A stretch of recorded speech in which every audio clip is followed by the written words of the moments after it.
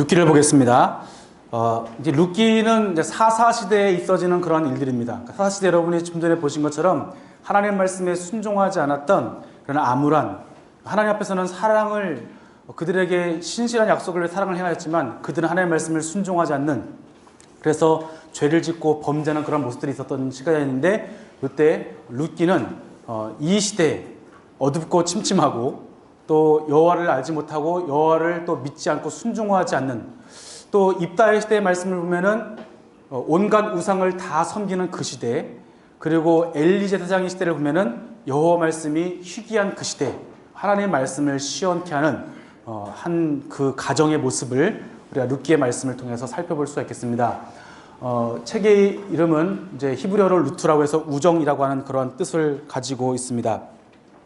그리고 이제 룻기에 가장 많이 등장하는 인물인 룻의 이름이 책의 이름입니다. 기록자는 우리가 미상인데요. 유대 전승에서는 이것이 이제 사무엘이 기록했다고 보고 있습니다. 또한 룻기의 마지막 부분에 다윗의 족보가 있는 것으로 보아서 다윗 당시에 다윗을 알고 있는 사람이 이 말씀을 기록했을 것이다라고 추정하고 있습니다. 배경을 보시면 사사시대에 이 말씀이 기록되었고요. 사사들이 치리하던 그때에 베들레헴과 모압 지방을 배경으로 하고 있고요. 이때 엘리멜렉의 가정이 기업을 팔아서 모압으로 이주하면서 나오미와 그의 며느리 룻이 이스라엘로 돌아와서 룻의 결혼까지 약 12년 기간 동안의 일을 배경으로 하고 있습니다. 그리고 350년 동안의 사사 시기 가운데 우리가 언제쯤이냐라고 하는 부분이 있겠지만 책의 맨 뒤에 보시면 이때가 언제인지 아까 보신 것처럼 아마 그 사무엘의 시대, 이때 우리가 입다의 시대, 이 시대로 우리가 함께 살펴볼 수가 있겠고요.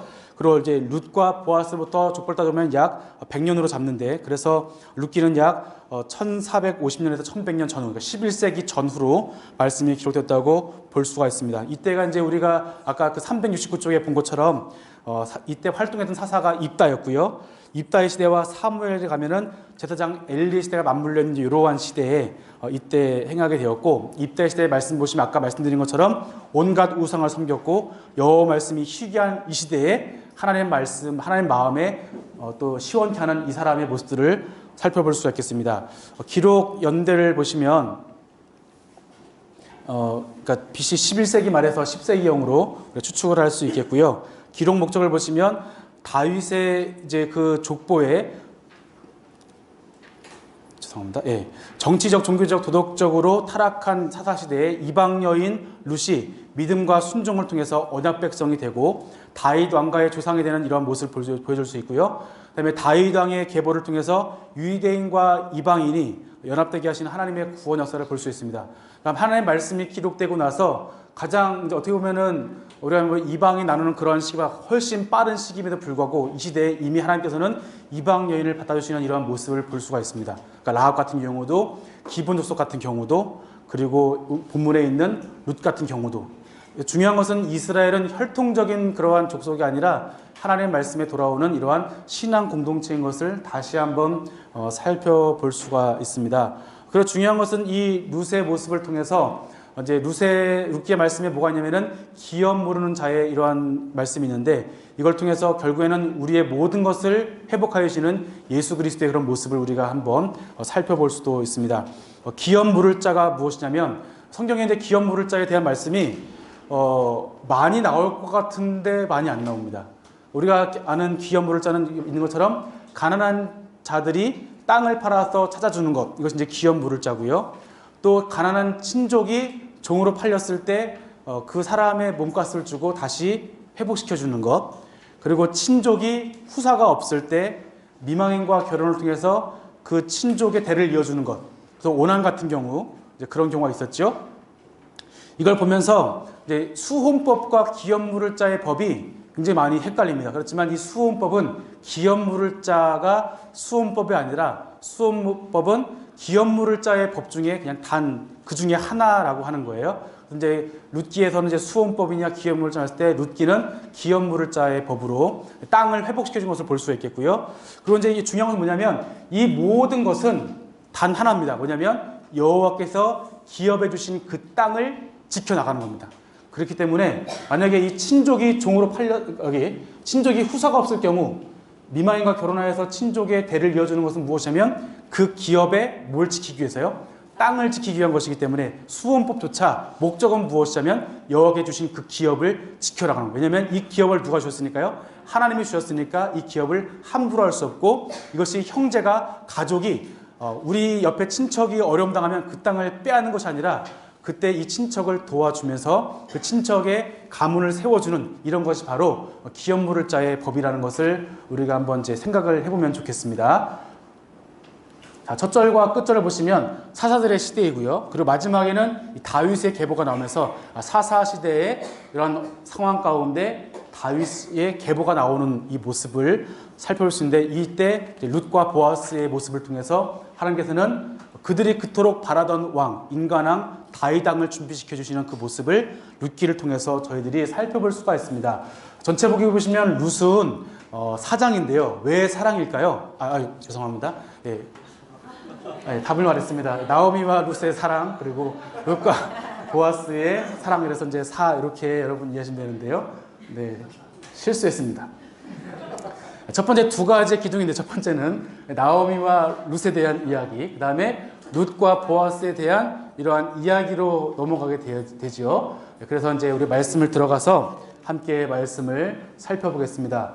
나오미 가정이 이제 이주를 하게 됩니다. 이주하는 그 원인은 무엇이냐면 사사들이 치리하던 때, 아까 본 것처럼 이때가 어느 때죠? 사사 입다의 시대이기 때문에 이때는 온갖 우상을 섬기는 그 시대, 그리고 엘리의 시대와 겹치기 때문에 여호와의 말씀이 희귀한 그 시대에 뭐가 일어났느냐? 흉년이 일어났습니다. 그러면 이 흉년을 우리가 어떻게 이해할 것인가 보면은 우리가 신명기에 말씀 있는 것처럼 하나님의 말씀에 순종하지 않았을 때 주시는 그러한 벌 중에 하나가 무엇이냐면 그것이 가뭄이고 흉년이죠.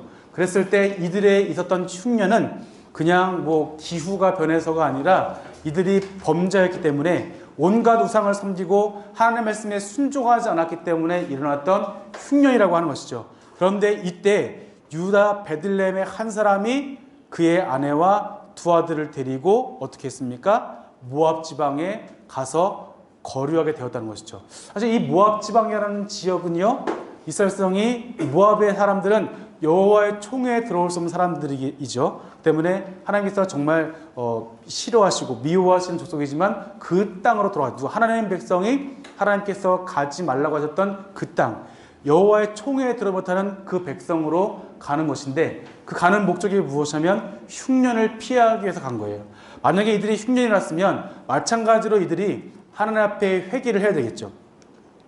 그래서 우리가 그 사사기의 사이클을 보면은 우리가 범죄하면은 하나님께서 심판하시고 또 회개기도 하면은 용서해 주시는 이러한 사이클이 있다고 한다면, 이들이 하나님께 이런 흉년이 들었을 때 심판으로 여겨진다면 이때 회개하고 하나님께 돌아와야 되지만, 이들은 회개하지 않고 그 자리, 심판의 자리를 피해서 갔다고 저희들이 살펴볼 수 있습니다. 그래서 이 엘리멜렉의 가정, 엘리멜렉의 뜻은 뭐냐면 여호와는 하나님이시라는 거예요.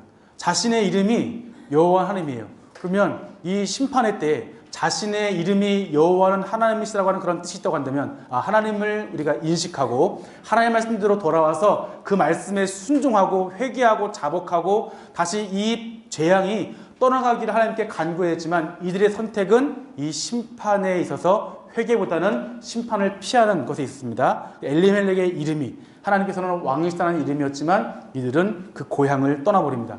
고향을 떠나는 것은 또 어떤 의미가 있냐면, 이 고향, 이 기업의 땅인데 기업의 땅을 누가 주셨냐면 하나님이 주신 거죠. 근데 하나님이 주신 땅을 버리고 갔다는 것은 하나님의 기업을 이 사람들은 인정하지 않고 그들의 이익을 위해서 기업을 팔았다는 것을 살펴볼 수가 있겠습니다.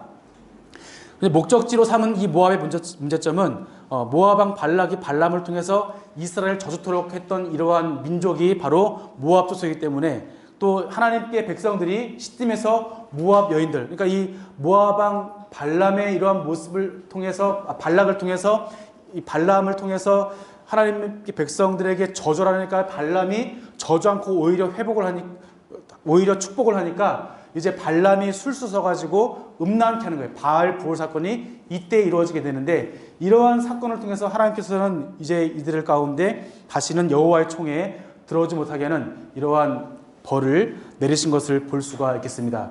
그리고 율법에 비추어진 문제로 본다면 가뭄이 나왔습니다. 그러면 고아와 과부와 나그네에게 선을 행해야 되는데, 이들은 땅이 있고 땅을 가지고 땅을 팔고 갈 정도로 부유함이 있음에도 불구하고 이들은 그들의 형제를 돌보지 않았다고 하는 문제점이 있게 된 것이죠. 다시 말하면 하나님의 말씀을 신실하게 지키지 않았던 엘리멜렉의 가정의 모습을 살펴볼 수가 있겠습니다. 그리고 보시면 여호수아가 정한 주변 나라들의 이웃 여인과 통혼하지 말 것을 말씀하셨는데, 이때 모압 여인과 자신의 아들들을 결혼시키는 모습을 볼 수가 있겠습니다. 자, 여기서 이제 베들레헴이죠. 베들레헴에서 이제 모압으로 가는 길이 여기인데, 여기가 아르논 골짜기입니다. 여기로 갈 때는 여기 여리고 거쳐야 되는데, 여기가 이제 아르논 골짜기이기 때문에 이 지역을 거치게 되었고요. 이제 베들레헴에 갔을 때 나오미의 남편도 죽고 나오미의 두 아들도 이제 결혼하게 되는데, 또 이제 그 룻과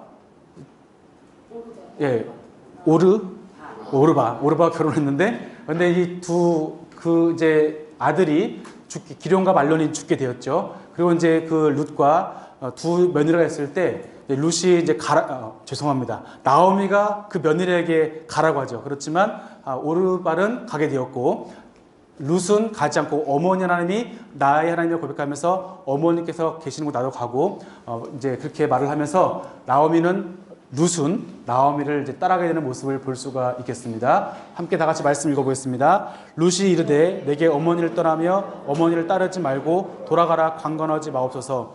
어머니께서 가시는 곳에 나도 가고 어머니께서 머무시는 곳에 나도 머물겠나이다. 어머니의 백성이 나의 백성이 되고 어머니 하나님이 나의 하나님이 되시리니 어머니께서 죽으시는 곳에서 나도 죽어 거기 묻힐 것이라. 만일 내가 죽는 일 외에 어머니를 떠나면 여호와께서 내게 벌을 내리시고 더 내리시기를 원하나이다 하는지라. 아멘.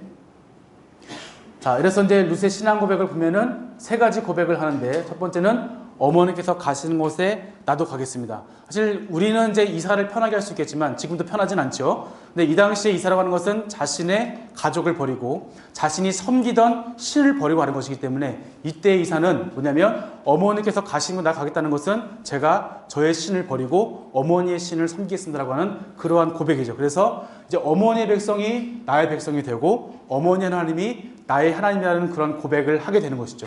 그리고 이제는 제가 어머니를 떠나서 죽으시는 곳에 내가 함께 죽는 것 외에는 저는 이제 다른 것이 없고, 내가 그렇게 되면 내가 벌을 받게 될 것입니다 하고 나오미가 어머니에게 말하면서 신앙 고백을 하는 모습을 볼 수가 있겠습니다.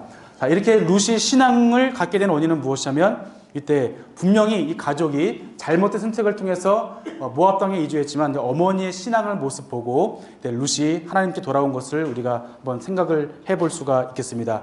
나오미의 이름으로는 다시 요 모압 땅에서 베들레헴을 오게 되는데, 다시 베들레헴에 다시 풍년이 시작되는 거예요. 하나님께 도와주셔서 다시 풍년이 되었을 때 나오미가 여기에서 돌아가서 다시 고향 땅으로 가고자 했다는 것이죠.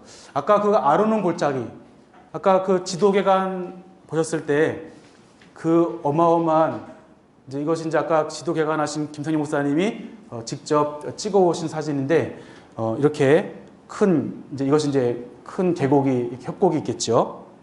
여기를 두 여인이 거기 간다는 것은, 지금도 산에 가면 굉장히 여러분 무섭지 않으세요? 산에서 누굴 만나면 제일 무섭죠? 네, 뭐 동물이 아니라 사람 보면 제일 무섭습니다. 근데 여기서 이제 도둑이 있을 수 있고 강도가 있을 수 있고, 여기를 지나면서 그 수많은 동물들, 지금처럼 이렇게 잘 보호되는 게 아니라 이때는 그냥 야생이잖아요. 이런 가운데 두 여인이 신앙을 지키기 위해서 다시 하나님께 돌아간다는 것은 쉬운 일이 아니었지만, 이때 룻은 어머니 나오미를 따라서 함께 가는 모습을 살펴볼 수가 있겠습니다. 네, 이렇게 큰 협곡인데 여기를 넘어서 신앙을 위해서, 하나님을 섬기기 위해서 선택한 이 모습을 살펴볼 수 있겠고요. 베들레헴에 돌아온 룻과 나오미의 모습 보시면, 나오미가 자신의 이름을 나오미라 부르지 말고 마라라 부르라, 내가 정말 전능자 나를 심하게 괴롭히게 했다는 것을 보시면서 자기가 풍족하여서 나갔다는 거예요. 왜 흉년인데 왜 풍족했을까요?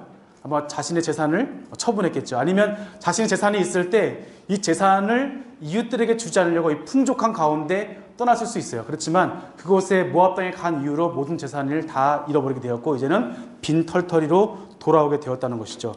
자, 이때 이제 돌아오게 되었을 때 굉장히 먹을 것도 없고 또 굶주리게 되었을 때 룻이 나오미에게 가서 제가 곡식을 좀 구워오겠습니다라고 했을 때 나오미가 그것을 허락하게 되었고 룻이 곡식을 구하러 가게 되었습니다.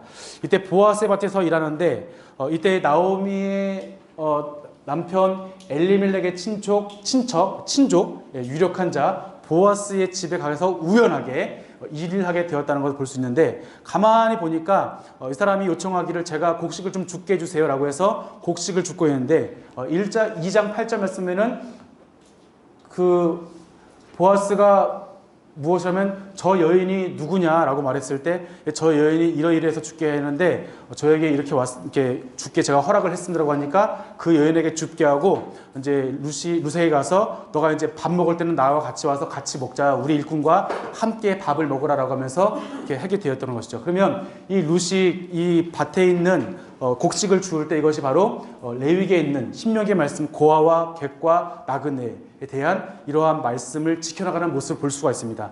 당시 하나님의 말씀이 희귀하고 온갖 우상을 섬기고 이러한 시대 가운데 보아스는 마태복음을 보았더니 보아스의 조상이 누구냐면 기생 라합이에요. 근데 이 가정이 오히려 하나님 앞에서 더 신실하게 지켜나가고 하나님의 말씀을 지켜나가는 이러한 보아스의 모습을 살펴볼 수 있겠고요. 오히려 보아스는 종들에게 뭐라 그러면 너희들 이제 오히려 그냥 가지 말고 좀 곡식을 더 빼가지고 더 많이 줍게 하라 라고 보아스가 종들에게 명령을 하게 되었다는 것을 살펴볼 수 있습니다. 그래서 이때 이날 걷어들인 보리가 한 에바쯤 되었어요. 한 에바가 얼마큼이냐면 이때 한 에바가 약 22리터예요. 그러니까 이게 리터랑 무게는 다르기 때문에 우리가 리터 보면 3다수 2리터 있죠. 2리터. 그게 11병 정도를 그날 곡식을 벤 게 아니라 곡식을 따라들으면서 주운 거예요. 이삭 떨어진 거를 조금 주었는데 어마어마하게 사실은 주운 양이죠. 그러면 이제 이것은 무엇이냐면 보아스가 오히려 이 룻에게 여호와의 말씀을 더 충실하게, 그러니까 하나님의 율법에 의해서 그냥 그 떨어진 걸 줍지 말아라 한 것이 아니라 그걸 뛰어넘어서 오히려 더 빼주면서 그 가난한 나오미와 룻을 위해서 하나님의 말씀을 실천하는 이러한 보아스의 모습을 살펴볼 수 있습니다. 그래서 이것을 룻이 나오미에게 보고하게 되고 나오미가 보았더니 나오미가 이 사람이 누구냐면 보아스인데 이 사람이 우리의 기업물을 뜻하는 것을 말씀해 주고 있습니다. 자, 그 다음에 이제 우리 나오미의 순종하는 룻의 모습이 있는데 룻이 보니까 이제 이 보아스의 집에 가서 계속 일을 하는데 이분이 이제 서로 기업물을 짜인 것이 알면도 불구하고 2, 3개월이 지나도 보아스가 기업물을 생각을 하지 않는 겁니다. 그러자 나오미가 룻에게 명령을 내리는데 타작마당에서 타작을 할 때 이때 보아스가 거기서 천막을 치고 가야 되는데 그때 너가 이불 속으로 들어가라. 특단의 명령이죠. 사실 이제 몸으로 이제 자기가 협박을 하는 이제 그런 모습인데 근데 사실은 이 시어머니가 물론 자신의 아들이 죽었을지 모르겠지만 자신의 며느리에게 이렇게 명령하는 것이 쉽지 않았고 또한 이 룻도 여기에 순종하기 쉽지 않았지만 룻은 나오미의 뜻에 따라서 순종하게 되었고 이때 룻이 그 앞에 들어가게 되었습니다. 밤에 들어갔는데 갑자기 발 밑에 들어가니까 그 보아스가 발에 뭐가 움직여가지고 누구라고 했더니 저는 룻이고요. 당신은 우리의 기업물을 짜입니다 라고 말했습니다. 사실은 이때 굉장히 위험한 것이 뭐냐면 율법에 의하면 이들이 서로 결혼하지 않고 이런 문제가 생겼을 때 간음에 의해서 돌에 맞아 죽을 수 있는 그런 상황이었지만 이 위험을 감수하게 되었고 이때 보아스는 이 룻을 보호하게 되었고 아직 어두울 그때 다시 이제 곡식을 다시 주어서 다시 돌려보내게 되었습니다. 그때 이 보아스가 하는 말이 무엇이냐면 내가 기업을 물어주겠다. 하지만 나보다 앞선 사람이 있기 때문에 그 사람이 먼저 기업 물게 될 것이고 그 사람이 무르지 않는다면 내가 기업을 물으겠다라고 보아스가 말을 하게 되었죠. 네, 그 다음에 이제 기업 물을 자와 보아스와 아무개 보시면 이제 이때 그 성읍에 있는 그 입구에 보통 재판이 열리면 장로들이 모이는 장소가 있었는데 이때 그 보아스가 가보니까 때마침 누가 있냐면 이때 성문에 갔더니 여기에 마침 기업 물을 자가 지나가는 겁니다. 그래서 사람들을 모이라 그래서 이때 이 이야기를 하죠. 당신이 나오미의 기업을 물으겠습니다라고 물었더니 이 아무개라는 사람이 기업을 물으겠다고 하는 거예요. 왜냐하면 이 기업이 누구 기업이냐면 나오미의 기업이에요. 나오미의 기업을 물어주면 자신의 사비죠. 사비를 들여서 기업 물어주면 나오미는 그 전에 그 두 며느리에게 나는 이제 태가 다 있기 때문에 내 아들을 낳을 수 없다. 그러니까 너희들이 나를 떠나라고 했을 때 보면은 이 나오미는 아이를 낳을 수 없는 상황이기 때문에 이 아무개가 보았을 때 이제 나오미 만약에 죽게 되면 이 기업이 자기께 되기 때문에 이것을 선뜻 물은다고 했던 거예요. 그런데 이때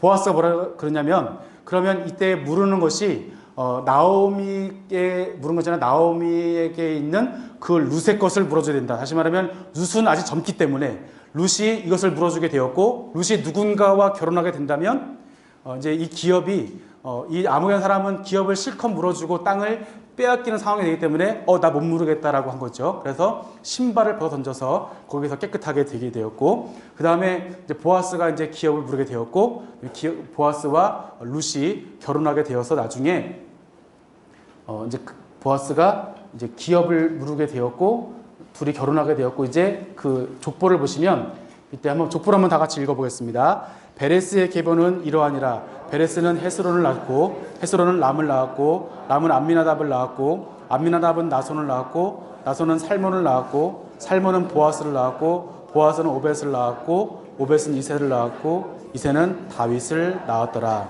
아멘. 이렇게 해서 이 보아스와 룻의 결혼을 통해서 누가 나타나면 이 이스라엘들이 그토록 원하는 인간왕 다윗의 조상으로 되는 이런 모습을 우리가 함께 살펴볼 수가 있습니다.